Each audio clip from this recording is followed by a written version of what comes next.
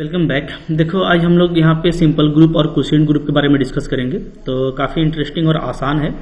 इससे पहले देखिए जो नॉर्मल सब ग्रुप होता है, very important, class equation, conjugate class, ये सब हम लोग बात कर चुके हैं, तो वो सब लेक्चर आप जरूर देख लीजिए, तो आपको ये बहुत और ईजी लगने लगेगा। ठीक है, हालांकि देखा जाए अगर तो सिंपल ग्रुप का बात करें पहले, तो सिंपल ग्रुप का डेफिनेशन काफ़ी सिंपल होता है जैसा इसका नाम है। तो सिंपल ग्रुप क्या होता है? सिंपल ग्रुप एक group G with binary operation O is said to be simple if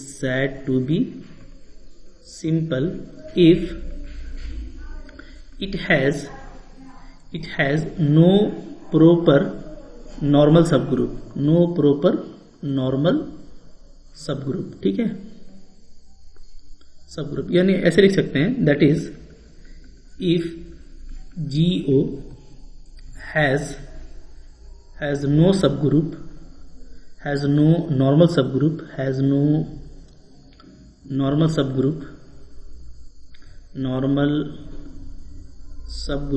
other than trivial identity and improper G itself। तो देखो हम लोग नॉर्मल सब ग्रुप में पढ़े हैं कि ट्रिवियल आइडेंटिटी वाला भी हमेशा नॉर्मल होता है और जी भी हमेशा नॉर्मल होता है। ठीक है, तो इन दोनों के अलावा अगर कोई नॉर्मल सब ग्रुप ना हो, ठीक है, तो हम लोग उसको क्या बोलेंगे? उसको हम लोग बोलेंगे कि जी के पास में कोई भी प्रॉपर नॉर्मल सब ग्रुप नहीं है। ठीक है, हालांकि मैंने आपको बताया था कि ये ट्रिवियल आइडेंटिटी वाला है, ये भी एक तरह का प्रॉपर ही होता है, बट अगर इन जनरल कोई इस तरह का लिख रहा है जिसका मतलब ये है कि इसके और इसके अलावा कोई भी नॉर्मल सब ग्रुप अगर नहीं है, तो हम लोग क्या बोलेंगे? हम लोग बोलेंगे कि वो सिंपल ग्रुप है। ठीक है, इसका एग्जांपल देख सकते हो। तो एग्जांपल के तौर पे अगर मैं बात करूं तो देखिए A3 के पास में A3 हैज नॉर्मल सब ग्रुप्स। A3 में कौन कौन नॉर्मल सब ग्रुप होता है? तो A3 होता है और खुद जो है ट्रिवियल आपका आइडेंटिटी होता है। ठीक है, इसके पास में दो ही नॉर्मल सब ग्रुप होता है, एक ये होता है, एक ये होता है, यानी इसके अलावा इसमें कोई भी नॉर्मल सब ग्रुप नहीं है। तो मैं इसमें क्या बोलूंगा कि A3 मेरा क्या है? ये आपका नॉर्मल है। ठीक है, सिंपल है। A3 क्या है? सिंपल है। तो अकॉर्डिंग टू डेफिनेशन मेरा यहाँ पे A3 क्या आ गया? सिंपल ग्रुप आ गया। ठीक है, A3 इज सिंपल ग्रुप। इसी तरीके से अगर मैं A4 की बात करूं तो A4 में नॉर्मल सब ग्रुप कौन कौन होता है जी? तो A4 आप पढ़े हो, A4 होता है, ठीक है, K4 भी होता है और इसमें एक ट्रिवियल आइडेंटिटी भी होता है।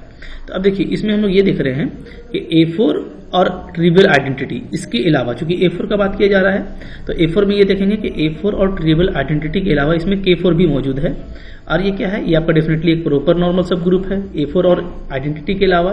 तो यहाँ पे हम क्या बोलेंगे कि A4 मेरा सिंपल ग्रुप नहीं है, इज नॉट सिंपल ग्रुप। ठीक है, तो सिंपल सा काम करना है जैसा इसका नाम है। ठीक है, सिंपल सा बिल्कुल काम कीजिएगा, यानी आप ये देख लीजिए कि जिस भी ग्रुप की आप बात कर रहे हैं उसमें नॉर्मल सब ग्रुप कौन कौन है। अगर उसमें ट्रिवियल आइडेंटिटी वाला और खुद इटसेल्फ इसके अलावा कोई नहीं है तो आपका सिंपल ग्रुप होगा, और उसके अलावा अगर कोई एक या दो भी आपको मिल रहा है तो आपका वो क्या होगा? सिंपल नहीं होगा। ठीक है, तो ये हो गया सिंपल ग्रुप। इसके बाद देखो नेक्स्ट जो डेफिनेशन आता है हम लोग का, वो आता है क्वोशिएंट ग्रुप का। ठीक है, देखो क्वेश्चन करेंगे तो और भी ज्यादा क्लियर होगा, अभी मैं बस आपको डेफिनेशन दिखा रहा। तो क्वोशिएंट ग्रुप, ठीक है, क्वोशिएंट ग्रुप क्या होता है जी? तो देखो क्वोशिएंट ग्रुप का डेफिनेशन होगा, मैं मान लेता हूं कि G विथ ऑपरेशन O क्या है? मेरा एक ग्रुप है BA ग्रुप, ये मेरा कोई ग्रुप है। ठीक है, एंड और मैं ये ले लेता हूं कि N जो है ना वो क्या है? वो नॉर्मल सब ग्रुप है G का। क्या मतलब हो गया? That is N is normal सब ग्रुप ऑफ G। ठीक है, तो मैंने N को एक नॉर्मल सब ग्रुप लिया और G मेरा कोई ग्रुप है। ठीक है, देन तब G बाई N ये जो है हम लोग इसको डिफाइन करेंगे। G by N is define as इसको डिफाइन किया जाएगा कैसे? G by N is equal to set of NX where X is belongs to G। तो ये NX में लिखा गया है, जबकि N आपका क्या है? एक सब ग्रुप है, नॉर्मल सब ग्रुप है। तो अगर इस तरीके से मैं लिखता हूं तो इसका मतलब क्या हुआ कि ये जो है आपका क्या है? सेट ऑफ डिस्टिंक्ट राइट कॉसेट है। ठीक है, क्योंकि अभी यहाँ पे आपको ये राइट कॉसेट दिख रहा है, तो ये डिस्टिंक्ट राइट कॉसेट्स है, राइट कॉसेट्स ऑफ एन, ठीक है। तो एन का डिस्टिंक्ट राइट कॉसेट है, बट सिर्फ राइट नहीं, आप डिस्टिंक्ट अगर लेफ्ट कॉसेट भी लोगे तब भी हमारा जी बाई एन डिफाइन होगा, ठीक है। तो अब जी बाई एन अगर हम ऐसा डिफाइन करते हैं, ठीक है, तो ये जो जी बाई एन है ना, ये एक ग्रुप फॉर्म करेगा और हम लोग इसको क्या बोलेंगे, क्वोशिएंट बोलेंगे, ठीक है। This G by N is a group. ये क्या होता है, एक ग्रुप होता है, ठीक है। इस ग्रुप, इसको क्या बोलते हैं, इसको हम लोग बोलते हैं कॉल्ड क्वोशिएंट ग्रुप, ठीक है, कॉल्ड क्वोशिएंट ग्रुप। इसी को क्या बोला जाता है, क्वोशिएंट ग्रुप बोला जाता है। और ये भी एक ऑपरेशन पे काम करेगा। तो इसका ऑपरेशन को कैसे डिफाइन करेंगे, अंडर ऑपरेशन लिख देता हूं मैं, अंडर ऑपरेशन। मान लो मेरा ऑपरेशन जो है सिंपल ऐसे लिख देते हैं, ठीक है, under operation this define as. तो इस ऑपरेशन को देखो ऐसे डिफाइन करना है, डिफाइन एज। ये इंपॉर्टेंट है क्योंकि क्वोशिएंट ग्रुप अगर आप इस तरह का लेते हो, ठीक है, तो उसमें ऑपरेशन कैसे काम करेगा तो याद रखिए कैसे डिफाइन करना है। तो देखो N X into N Y, ठीक है, मतलब अगर मैं 2 एलिमेंट लेता हूं इस तरह का, तो ये क्या होगा, तो ये आपका लिखा जाएगा एन एक्स वाई, ठीक है। यानी एन जो है ना वो कभी भी उस पर स्क्वायर नहीं आएगा, कभी वो मल्टीप्लाई नहीं होगा, एन आपका हमेशा एन ही रहेगा। हाँ, और एक्स और वाई आपस में जो भी ऑपरेशन होगा उससे आपस में कंपोज हो जाएंगे, ठीक है। जैसे मैं बोल सकता हूं कि अगर मान लो कहीं पे N X plus N Y लिखा हुआ, यानी मान लो ऑपरेशन अगर प्लस है तो इसका मतलब क्या होगा, अच्छा अगर ये होगा तो इस तरीके से लिखा जाएगा, ठीक है। मान लो अगर एडिशन ऑपरेशन है तो कैसे होगा, एन प्लस एक्स अगर लिखा जाए एक एलिमेंट को, प्लस एन प्लस वाई ये लिखा जाए, 2 एलिमेंट हो गया, ठीक है। यहाँ पे एक्स और वाई हम लोग कहाँ से लिए हैं, ग्रुप से लिए हैं, क्योंकि आपको बता रहा है कि जो भी आपका कॉसेट में एलिमेंट होगा वो ग्रुप से लिया जाएगा, ठीक है। तो अगर इस तरह से होगा तो यहाँ पे आप इसको डिफाइन करोगे N plus X plus Y. तो अगेन देखो जब हम लोग ऑपरेशन लगाए तो हमारा एन जो है वो 2 टाइम्स ऐड नहीं हुआ, वो एन ही रहेगा, एक्स और वाई आपका ऐड हो जाएगा, ठीक है, अंडर एडिशन। मल्टीप्लीकेशन में भी ऐसे ही हुआ था। इसी तरीके से मान लो कि कहीं पे इस तरह से दिया हुआ है एन प्लस एक्स है और इंटू एन प्लस वाई है, अगर ये आपको ऑपरेशन करना है, ठीक है, तो आप क्या करेंगे, अगेन आपका एन स्क्वायर नहीं होगा, एन ही रहेगा, ठीक है जी। और फिर क्या हो जाएगा, तो प्लस हो जाएगा आपका एक्स और वाई, सिर्फ ये आपका मल्टीप्लाई होगा, क्लियर है, ठीक है। तो एन प्लस एक्स वाई कहलाएगा ये। तो इस तरह से आपको इसको समझना है कि कैसे हमको काम करना है, ठीक है। ये सब ऑपरेशन को भी आपको याद रखना है। अच्छा, मान लो इसके बाद हम इसको एक ग्रुप साबित करना चाहते हैं तो इसको आप काफ़ी इजीली प्रूफ भी कर सकते हो, जिसे मैं प्रूफ कर रहा हूँ, ठीक है। क्या हम लोग का टास्क है कि जी बाई एन ये जो होता है सेट ऑफ एन एक्स, ठीक है, एक्स बिलोंग्स टू जी, तो ये जो है सेट ऑफ राइट या लेफ्ट कॉसेट ऑफ एन होगा, ठीक है। तो ये क्या होता है, ये आपका एक ग्रुप होता है, इज ए ग्रुप। तो ग्रुप होने के लिए हमको चारों प्रॉपर्टी को दिखाना पड़ेगा, ठीक है। तो जैसे पहला है आपका क्लोजर प्रॉपर्टी, तो क्लोजर प्रॉपर्टी यहाँ पे हमारा एग्जिस्ट करेगा, क्लोजर प्रॉपर्टी, ठीक है। जैसे मैं देख सकता हूँ, मैं अगर 2 एलिमेंट लेता हूँ एन एक्स और एन वाई, ठीक है, जी बाई एन का, तो डेफिनेटली अगर मैं इसके बीच ऑपरेशन लगाऊंगा, ठीक है, एन एक्स एन वाई ये, तो ये क्या लिखा जाएगा, ये एन एक्स वाई लिखा जाएगा, ठीक है जी। अब देखो यहाँ पे जो एक्स और वाई लिया जाता है वो जी से लिया जाता है और जी हमारा एक ग्रुप है, ठीक है।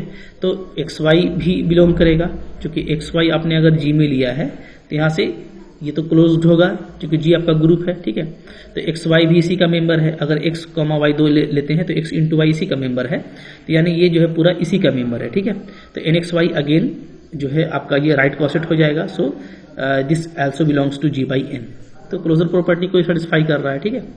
अच्छा, दूसरा हम लोग देख लेते हैं आइडेंटिटी एलिमेंट, आइडेंटिटी एलिमेंट, ठीक है।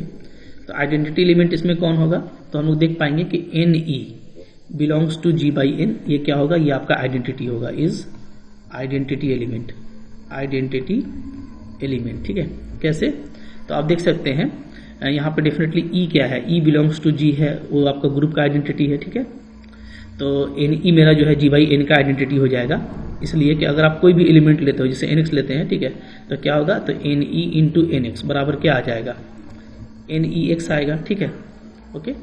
और ई एक्स क्या होगा, तो डेफिनेटली जो मेरा ई एक्स है वो तो सिंपली एक्स ही होगा, ठीक है, बिलोंग्स टू जी, क्योंकि ई आपका जी में आइडेंटिटी है, तो इसको मैं क्या लिख पाऊंगा, इसको मैं लिख दूंगा ओनली एन एक्स, ठीक है जी। तो इसी तरीके से हम लोग देखेंगे कि अगर आप दोनों का देख लें, जैसे मान लीजिए अभी मैंने ऐसे दिखाया, अगर आप ऐसे निकालोगे N E into N X, चाहे आप निकालो N X into N E, ठीक है, तो आपको क्या आएगा, आपको एन एक्स ही आएगा। इसका मतलब है कि एन ई मेरा क्या है, वो आइडेंटिटी एलिमेंट है, ठीक है।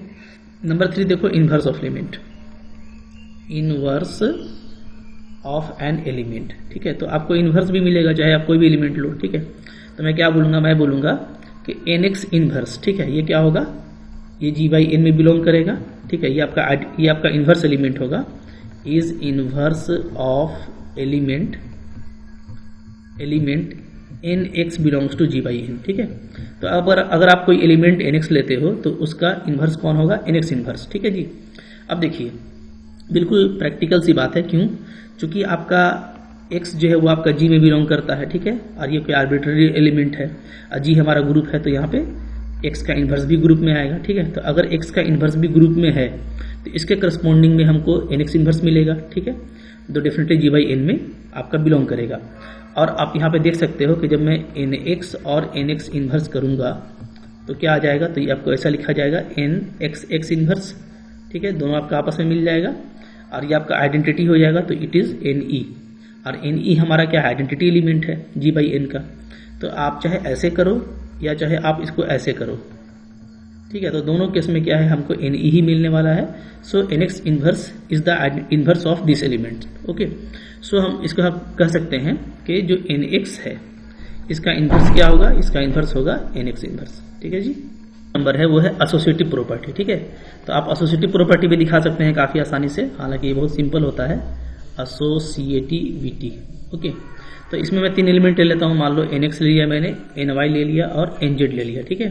ये बिलोंग करता है जी बाई एन में, जहाँ पे आपका एक्स वाई जेड कौन होगा, ये आपका जी का एलिमेंट होगा, ठीक है जी। अब देखिए अगर मैं पहले ऐसे लेता हूँ एन एक्स एन वाई और एन जेड, तो ये क्या हो जाएगा, तो ये आपका हो जाएगा सिंपली एन एक्स वाई हो जाएगा जी, ठीक है। और आपका यहाँ पे ये एन जेड है। अब देखो यहाँ पे फिर से जब इसको अप्लाई करेंगे तो ये क्या हो जाएगा, एन एक्स वाई जेड हो जाएगा, ठीक है। अब देखिए यहाँ से अब मैं इसको ऐसे कर सकता हूँ ना, एन एक्स, ठीक है, को मैंने अलग कर दिया और एन वाई जेड में लिख देता हूँ, तो फिर से वही बात आएगी। अब यहाँ पे मैं इसको ऐसे लिख देता हूँ एन एक्स और यहाँ पे मैं कर देता हूँ N Y into N Z, ठीक है। तो ये देख सकते हो आप, क्या आप एसोसिएटिव है, ठीक है। तो आप कह सकते हैं कि कोई डाउट नहीं है, जी बाई एन मेरा क्या होगा, ये मेरा क्या होगा, एक ग्रुप होगा, क्योंकि ये चारों प्रॉपर्टी को सेटिस्फाई कर रहा है, ठीक है। अब देखो मैं यहाँ पे एक क्विक एग्जांपल दिखाता हूँ कि ये क्वोशिएंट ग्रुप लिखा कैसे जाता है या बनता कैसे है। जैसे हम लोग एक एग्जांपल ले लेते हैं, ठीक है, एग्जांपल लेता हूँ मैं, और जी में ले लेता हूँ K4 क्लीन्स 4 ग्रुप, ठीक है। इसमें एलिमेंट होता है E, A, B और AB होता है, ठीक है जी। अच्छा, इसमें इन तीनों का ऑर्डर 2 होता है, इसका ऑर्डर क्या होता है, 1 होता है। अब मैं यहाँ पे एक सब ग्रुप ले लेता हूँ, ठीक है, नॉर्मल सब ग्रुप। तो नॉर्मल सब ग्रुप K4 चूंकि एक अबेलियन ग्रुप है, ठीक है, और हम लोगों ने पढ़ा है कि अबेलियन का जो भी सब ग्रुप होगा, ठीक है, एवरी सब ग्रुप वो क्या होगा, वो नॉर्मल होगा, ठीक है। एवरी सब ग्रुप इज नॉर्मल इन जी। अगर आपका जी अबेलियन ग्रुप है तो उसका सारा ही सब ग्रुप क्या होता है, नॉर्मल होता है। मैं एक सब ग्रुप ले रहा हूँ 2 ऑर्डर का, ठीक है, EA, ओके। तो ये क्या है, ये सब ग्रुप है K4 का, एंड डेफिनेटली क्या है, नॉर्मल सब ग्रुप भी है K4 का, ठीक है। H इज नॉर्मल सब ग्रुप ऑफ K4, ठीक है। तो अगर नॉर्मल सब ग्रुप ऑफ K4 है तो इसका मतलब है कि K4 बाई H क्या होगा, आपका एक क्वोशिएंट ग्रुप होगा, ठीक है जी, एक क्वोशिएंट ग्रुप हो जाएगा। तो बिल्कुल देखो आराम से काम करना है, आपको एक ग्रुप लेना है और एक नॉर्मल सब ग्रुप लेना है, तो आपको ये क्वोशिएंट ग्रुप बन जाएगा। तो इसमें कौन कौन से एलिमेंट होंगे, इसमें जो भी एलिमेंट होगा वो HX इस फॉर्म का होगा, ठीक है, जहाँ X आपको कहाँ से लेना होता है, ग्रुप से। तो ग्रुप कौन है, आपका ग्रुप K4 है, ठीक है। तो मैं X जो है बारी बारी से क्या लूंगा, पहले आइडेंटिटी लूंगा, फिर A लूंगा, फिर B लूंगा, फिर AB लूंगा, ठीक है। अब देखता हूँ कि जो टोटल डिस्टिंक्ट राइट कोसेट है वो कितना बनता है। तो अब देखिए यहाँ पे, तो अगर मैं बात करूँ, ठीक है, पहले मैं X ले लेता हूँ, X को मैं ले लेता हूँ E। तो E अगर लूंगा तो HX क्या हो जाएगा, तो HX आपका हो जाएगा, ठीक है, HE, और H मेरा ये है, तो ये क्या बन जाएगा, ये बन जाएगा आपका EE और आपका बन जाएगा AE, ठीक है। अब EE आपका E ही होगा और AE आपका A ही होगा, तो आपका अगेन ये क्या आ गया, H ही आ गया, ठीक है। इसी तरीके से मैं X ले लेता हूँ A सेकंड एलिमेंट, तो अब यहाँ पे जो HX है उसका मतलब क्या हो जाएगा, HA हो जाएगा, ठीक है। H को यहाँ पे रख दीजिए, तो ये बन जाएगा आपका EA और बन जाएगा AA। तो ये क्या हो गया, ये आपका EA जो है A ही बना और AA आपका हो गया A स्क्वायर, और A स्क्वायर क्या होगा, आइडेंटिटी होगा। क्योंकि K4 में जितना भी एलिमेंट है आइडेंटिटी के अलावा सब क्या है, इटसेल्फ इनवर्स है। तो A स्क्वायर आपका क्या हो जाएगा, आइडेंटिटी हो जाएगा, यानी फाइनली आपको क्या मिल गया, EA मिल गया, यानी H ही मिला, ठीक है। अच्छा, अब देखिए अगर X को मैं लेता हूँ B, तो मेरा HX क्या कहलाएगा, HX मेरा HB कहलाएगा, यानी इसको अगर मैं यहाँ पे लगाता हूँ B को तो क्या हो जाएगा, EB और AB, ठीक है जी। EB आपका B बन गया और ये आपका बन गया AB। तो ये आपको एक अनदर कॉसेट आ गया, वहाँ पे तो आपका H ही आ रहा था, ठीक है, एक यहाँ पे अनदर कॉसेट आ गया, मैं इसको कहता हूँ H1, ओके। अच्छा, H इक्वल टू अगर मैं AB लेता हूँ तो यहाँ पे फिर HX मेरा क्या हो जाएगा, तो HAB होगा, ठीक है। फिर से यहाँ पे H अप्लाई कीजिएगा तो ये बन जाएगा EAB, कॉमा फिर A के साथ अप्लाई करेंगे तो A और AB, क्योंकि जो भी आपको अप्लाई करना है वो देखिएगा यहाँ पे आपको राइट साइड अप्लाई करना है, ठीक है। तो AB राइट साइड अप्लाई कर दिए, ये AH का एलिमेंट है, ठीक है। तो चलो क्या आ गया, यहाँ पे EAB आपका AB बनेगा, और यहाँ पे देखो AA आपका मिलके A स्क्वायर हो जाएगा, और A स्क्वायर क्या होता है, आइडेंटिटी होता है। तो फाइनली हमारा क्या बच रहा है, B और AB ही बच रहा है, यानी हमको मिला H1, ठीक है। तो टोटल जो अलग अलग कॉसेट है वो दो ही हमको मिला है, एक H मिला है और एक H1 मिला है, ठीक है। ये तो सेम था, तो मैं यहाँ पे कह सकता हूँ कि जो मेरा K4/H है, ठीक है, देयरफॉर मेरा जो K4/H है जो कि HX के फॉर्म का था और X लेना था मेरे को K4 से, तो उसमें कौन कौन सा एलिमेंट आ रहा है, तो एक तो खुद H आ रहा है और एक मेरा H1 आ रहा है, ठीक है, दो ही आ रहा है, एक H और एक H1। अगर इसको लिखा जाए तो कौन कौन है, तो H में हम लोग देखें कि EA है, ठीक है, और ये, और H1 क्या है, H1 है मेरा, इसमें हम लोग का आ रहा था B और AB, ठीक है। इस तरीके से इसमें सिर्फ दो ही आप देख रहे हैं कि कॉसेट बन रहा है, ठीक है, दो ही डिस्टिंक्ट कॉसेट आ रहा है। तो जो भी आएगा वो एक सब ग्रुप होगा, ठीक है, आप यहाँ पे देख सकते हो, सॉरी सब ग्रुप नहीं होगा, एक सेट होगा, क्योंकि ये सब ग्रुप तो नहीं है, ये मेरा सब ग्रुप हो सकता है, ठीक है। तो इस तरीके से आपको लिखना है। तो यहाँ पे हम लोग देखेंगे कि यहाँ पे इसका जो कार्डिनलिटी है वो क्या आया है, तो इसमें जो कार्डिनलिटी है वो 2 आया है, जो कि इस पूरे ग्रुप में 2 ही एलिमेंट है, 2 ही सेट है, ठीक है। तो मैं क्या कहूँगा, मैं ये कहूँगा कि ऑर्डर ऑफ K4/H ये क्या है, ये 2 है। तो मैं कह सकता हूँ कि 2 जो कि एक प्राइम ऑर्डर है ना, इसका मतलब है कि K4/H जो भी है एक ग्रुप है, वो एक साइक्लिक ग्रुप होगा जो कि प्राइम ऑर्डर का है, और वो आइसोमॉर्फिक होगा Z2 का, ठीक है जी। अच्छा, ऐसे भी आप देखेंगे ना, तो यहाँ पे आप देख सकते हैं, चूंकि हम लोग एक पढ़ चुके हैं, ठीक है, कि ऑर्डर ऑफ G/H क्या होता है। तो ऑर्डर ऑफ G/H होता है simply order of G divided by order of H, ठीक है। तो यहाँ पे अगर हम लोग बात करें ऑर्डर ऑफ K4/H का, तो ये हो जाएगा क्या, ऑर्डर ऑफ K4 और ऑर्डर ऑफ H, ठीक है जी। क्लीन्स 4 ग्रुप है तो इसका ऑर्डर 4 होता है, और H में कितना एलिमेंट लिए थे, 2 लिए थे, जैसा कि आप देख सकते हो, ठीक है। हम लोग H में ऊपर में कितना एलिमेंट लिए थे, तो देखिए यहाँ पे 2 एलिमेंट लिए हैं, यानी ये आपका 2 ऑर्डर का सब ग्रुप है, ठीक है। तो चलो, तो यहाँ पे H/2 यानी कितना आ जा रहा है, 2 आ जा रहा है। तो इसका मतलब है कि इसका ऑर्डर ऐसे भी निकालिएगा तो 2 आएगा, और ऐसे भी इसमें चूंकि 2 ही डिस्टिंक्ट कॉसेट आया है तो इसका ऑर्डर क्या है, 2 है। So it is isomorphic to Z2, ठीक है। इसी तरीके से आप एक एग्जाम्पल देख सकते हो, मान लो कि मैं दूसरा एग्जाम्पल लेता हूँ और मैं ग्रुप ले लेता हूँ S3, ठीक है, और आपको पता है कि A3 क्या होता है, वो नॉर्मल सब ग्रुप होता है S3 का, ठीक है जी। देन अगर मैं S3/A3 का बात करूँ तो मैं डायरेक्ट बोल सकता हूँ कि चूंकि इसका ऑर्डर क्या आएगा, इसका ऑर्डर आ जाएगा order of S3 order of A3। अब देखिए A3 में जितना भी एलिमेंट है वो S3 का हाफ होता है, यानी आपको इसका ऑर्डर टोटल 2 आएगा, ठीक है।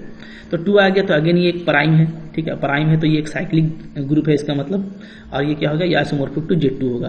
तो आप सिंपली कह सकते हैं कि जो order of S3 order of A3 है, ठीक है, वो 2 है, तो ये Z2 का आइसोमॉर्फिक है। इसका मतलब ये जो ग्रुप बनेगा कोशिएंट ग्रुप S3/A3, ठीक है, ये जो मेरा कोशिएंट ग्रुप बना, कोशिएंट ग्रुप S3/A3, वो क्या होगा जी, वो आपका साइक्लिक ग्रुप होगा। क्या होगा, साइक्लिक ग्रुप होगा, ठीक है, जो आइसोमॉर्फिक होगा Z2 का, 2 ऑर्डर का, ठीक है। तो कोई भी कोशिएंट ग्रुप है उसको आप इस तरीके से देख सकते हो। अच्छा, यहाँ पे ये भी देखो कि हम लोग ये देख रहे हैं कि ये तो आइसोमॉर्फिक है, बट जो S3 है मेरा, ठीक है, ये चूंकि Z2 का आइसोमॉर्फिक है, तो कह सकते हैं कि यहाँ पे जो कोशिएंट ग्रुप है वो साइक्लिक मिल रहा है, बट जो ग्रुप लिया गया है वो साइक्लिक नहीं है। तो ये बात याद रखिएगा, ठीक है, ये एक इंपॉर्टेंट नोट है। क्या है यहाँ पे नोट बन गया, इंपॉर्टेंट नोट बन गया ये, ठीक है, क्या, हाँ ठीक है, क्या, वेन मान लो कोई G/H मेरा है, ठीक है, एक कोशिएंट ग्रुप है, वेन G/H इज साइक्लिक। अगर ये साइक्लिक होगा तो यहाँ से हम ये नहीं कह सकते कि G भी साइक्लिक होगा, G इज साइक्लिक, ऐसा हम नहीं कह सकते, ठीक है। ये जो है नीड नॉट बी ट्रू, ये ट्रू नहीं होगा, क्योंकि हम लोग अभी देखें कि S3/H, ठीक है, S3/A3 ये आपका क्या आ रहा है, ये आपका साइक्लिक आ रहा है, ठीक है। लेकिन हम लोग इसमें क्या देख रहे हैं कि इसमें जो S3 है वो जो है आपका नॉन साइक्लिक है, एक्चुअली ये नॉन अबिलियन भी होता है, तो नॉन अबिलियन है, नॉन साइक्लिक है, ठीक है जी।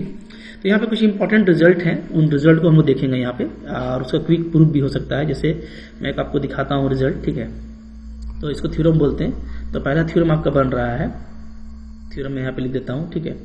व्हेन H इज नॉर्मल सब group of G and G is cyclic, this implies quotient group G by H is cyclic, ठीक है। तो ये देखो, ये आपके यहाँ पे रिजल्ट बन रहा है कि अगर मेरा H नॉर्मल सब ग्रुप है और G साइक्लिक है तो G by H भी क्या होगा, G साइक्लिक होगा, ठीक है। बट इसका कन्वर्स करेक्ट नहीं, जैसे अभी हम आपको देखें कि G by H तो साइक्लिक हो सकता है बट G मेरा साइक्लिक हो ही जरूरी नहीं है। पहले इसको प्रूफ कर देते हैं, ठीक है। तो प्रूफ देखिए काफी आसान होगा इसका, कैसे करेंगे देखिए। हमारा H क्या है, H जो है वो नॉर्मल सब ग्रुप है G का, ठीक है। और G मेरा क्या है, G मेरा साइक्लिक है, G इज साइक्लिक, ठीक है। अगर G साइक्लिक है तो लेट हम ले लेते हैं कि G क्या हो गया, G किसी एलिमेंट A से जनरेट हो रहा है, ठीक है। तो डेफिनेटली क्या होगा, इस केस में आपका जो ऑर्डर ऑफ A है वो ऑर्डर ऑफ G के इक्वल होगा, ठीक है जी। तो ये साइक्लिक हो गया। अब देखिए, मान लेते हैं कि मेरा जो G by H है, जो कोशिएंट ग्रुप है, वो इस तरीके से डिफाइन किया गया है, ठीक है। HX, X is belongs to G, okay. तो अब ध्यान दीजिएगा यहाँ पे कि यहाँ पे जो X लेना है हमको वो G से लेना है, ठीक है। और हम इसको HX में डिफाइन किए हैं, ठीक है। तो यहाँ पे जो X बिलोंग्स टू G होगा वो क्या होगा, ठीक है। Here X belongs to G implies क्या होगा, X जो होगा वो चूंकि G का सारा एलिमेंट A से जनरेट हो रहा है और X G का आर्बिट्ररी एलिमेंट है, तो X इज AM, X जो है A का पावर में लिखा जाएगा फॉर M ग्रेटर देन 0, ठीक है। क्यों, चूंकि मेरा जो G है वो क्या है, वो साइक्लिक ग्रुप है जनरेटेड बाई A, ठीक है। इसलिए इसका कोई भी एलिमेंट क्या होगा वो AM के फॉर्म में लिखा जाएगा। अब देखिए, तो इसका मतलब है कि जो G by H है, जो G by H है उसका एलिमेंट किस फॉर्म में होगा, तो उसका एलिमेंट H और X के प्लेस में रख दीजिएगा तो HAM इसके फॉर्म में होगा, ठीक है जी। जहाँ पे जो भी एलिमेंट है, ठीक है, वो कहाँ से आ रहा है, AM, वो आपका G से आ रहा है। अब देखिए जो HAM है ना, HAM, इसको आप देखिएगा तो इसको हम कैसे लिख सकते हैं, इसको हम लिख सकते हैं ऐसे HA करके, ठीक है, M टाइम्स ऐसे लिख सकते हैं जी। अच्छा, अब यहाँ पे देखो, यहाँ पे अगर मैं इसको चाहूँ तो इसको ऐसे भी लिख सकता हूँ, HA करके HA, चूंकि भी मैंने आपको बताया कि जब भी आप इस तरह से ऑपरेट करेंगे तो आपका H मल्टीप्लाई नहीं होगा, ठीक है, सिर्फ आपका A मल्टीप्लाई होता है। तो हम इसको ऐसे भी लिख सकते हैं, ठीक है, यूजिंग द प्रॉपर्टी ऑफ कॉसेट। तो अब यहाँ पे देखो, यहाँ पे क्या आ गया, यहाँ पे आपका HA का पावर M आ गया, ठीक है। यानी क्या, यानी कि जो G by H है उसका सारा एलिमेंट क्या है, HA के फॉर्म में लिखा जा रहा है, so it is operated by HA, ठीक है। सो G by H is cyclic. तो बहुत आसानी से प्रूफ हो गया, ठीक है, कि G by H मेरा जो है वो HA से ऑपरेट हो रहा है, देयरफॉर क्या हो गया, G by H हमारा साइक्लिक हो गया, ठीक है। बट इसका कन्वर्स करेक्ट नहीं है, मैंने अभी आपको दिखाया, इसका कन्वर्स क्या है, करेक्ट नहीं है, ठीक है। Converse need not correct, converse need not correct, ठीक है। क्योंकि अभी हम लोग देखें कि हमारा जो S3 by A3 है, ठीक है, वो क्या है, वो हमारा साइक्लिक है, ठीक है। बट लेकिन जो यहाँ पे ग्रुप लिया गया है, बट ग्रुप जो हमारा S3 है यहाँ पे वो क्या है, वो आपका नॉन साइक्लिक है, ठीक है। तो याद रखिएगा, ऊपर का रिजल्ट तो आसान है कि अगर आप ग्रुप साइक्लिक लेते हो तब आपको उसका जो कोशिएंट ग्रुप है वो भी साइक्लिक मिलेगा। अगर हम ग्रुप को साइक्लिक लेते हैं तो उसका कोशिएंट ग्रुप भी साइक्लिक मिलेगा, बट उसका कन्वर्स आपको करेक्ट नहीं होगा, ठीक है। इसी तरीके से देखिए, एक और हमारे पास में इंपॉर्टेंट थ्योरम हो जाएगा अबेलियन के लिए, ठीक है। तो ये हो गया हमारा थ्योरम नंबर 2। ये क्या बोलता है, बोलता है कि अगर कोई आपका H जो है नॉर्मल सब ग्रुप है G का, ठीक है, और G आपका अबेलियन है, G इज अबेलियन, तो ऐसे केस में क्या होगा, तो इस केस में ये होगा कि G by H जो आपको मिलेगा ना, वो भी क्या होगा, वो भी आपका अबेलियन होगा, ठीक है। तो ये देखो, साइक्लिक के लिए जैसे था वैसे अबेलियन के लिए भी है कि यानी अगर आप कोई नॉर्मल सब ग्रुप से अगर आप कोशिएंट ग्रुप तैयार करते हो, अगर आपका ग्रुप अबेलियन है तो वो अबेलियन होगा, अगर वो साइक्लिक था तो वो साइक्लिक होगा, बट इसका भी कन्वर्स करेक्ट नहीं होगा, हम लोग अभी देखेंगे, ठीक है। तो इसका भी प्रूफ ईजी होगा। कैसे प्रूफ करेंगे हम लोग, तो देखो H मेरा नॉर्मल सब ग्रुप है और G by H आप ऐसे लिखोगे, ठीक है, क्या, HX where X belongs to G, okay. अब देखिए, यहाँ पे मैं दो एलिमेंट ले सकता हूँ, एक HX और एक HY, ठीक है, जो कि G by H का होगा, ठीक है। तो यहाँ पे जो X और Y होगा वो डेफिनेटली G का एलिमेंट होगा, क्योंकि आपको जो भी X लेना है वो G से लेना है, ठीक है। तो यहाँ पे जो X और Y है वो G का एलिमेंट है, तो where XY belongs to G, ठीक है। और क्या है आपका G आपका अबेलियन है, G इज अबेलियन। अगर G अबेलियन है तो डेफिनेटली यहाँ से क्या हो जाएगा, XY इक्वल टू YX हो जाएगा। अब देखिए, अगर मैं इन दोनों एलिमेंट को लेकर चलता हूँ, क्योंकि मेरे को G by H को अबेलियन साबित करना है, तो ये दिखाना होगा कि ये दोनों एलिमेंट आपस में, जो कि एक आर्बिट्ररी एलिमेंट है, कम्यूट करते हैं, ठीक है। तो सिंपल सा कॉन्सेप्ट है यहाँ पे। तो हम लोग क्या करेंगे, हम लोग ले लेंगे यहाँ पे hx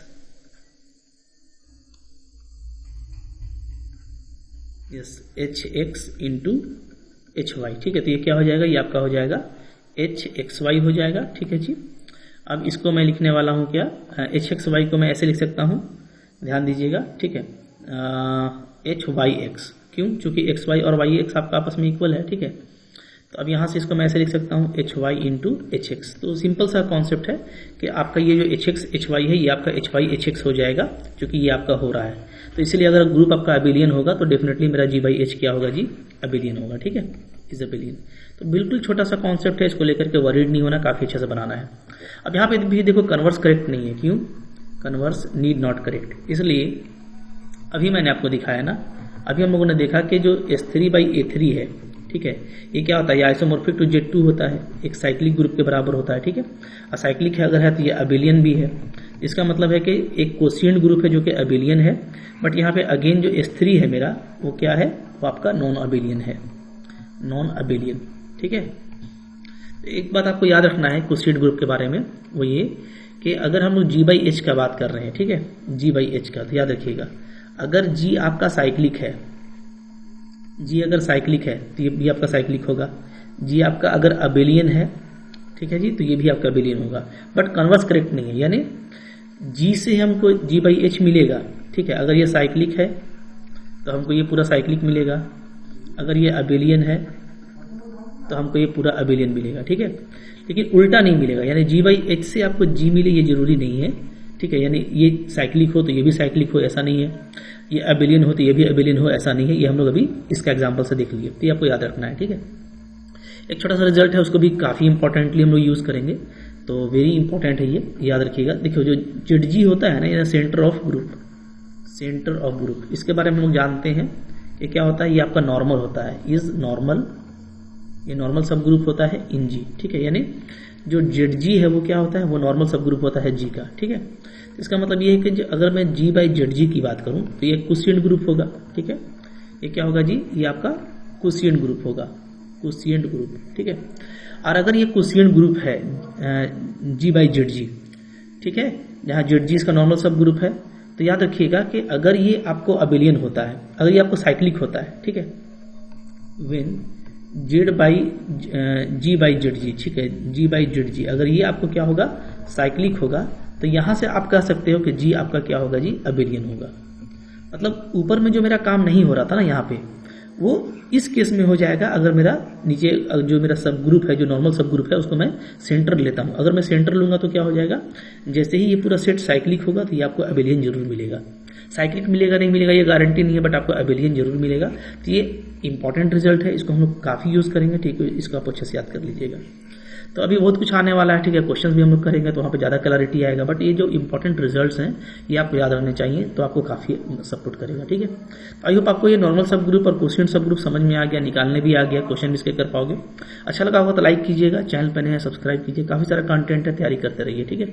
और अगर आप सिस्टमेटिक तैयारी करना चाहते हो, PDF चाहते हो, डाउट क्लैरिटी चाहते हो, ठीक है, काफ़ी सारे क्वेश्चंस का प्रैक्टिस चाहते हो, तो आप मेरा एप्लीकेशन डाउनलोड कर लो, लिंक उसका नीचे डिस्क्रिप्शन बॉक्स में है, और वहाँ पे जाकर के आप एप्लीकेशन से जेन्युइन प्राइस में अपना कोर्स बाई कर सकते हो, जहाँ से आप काफ़ी सिस्टमेटिक लर्निंग कर पाओगे, ठीक है। Thank you very much.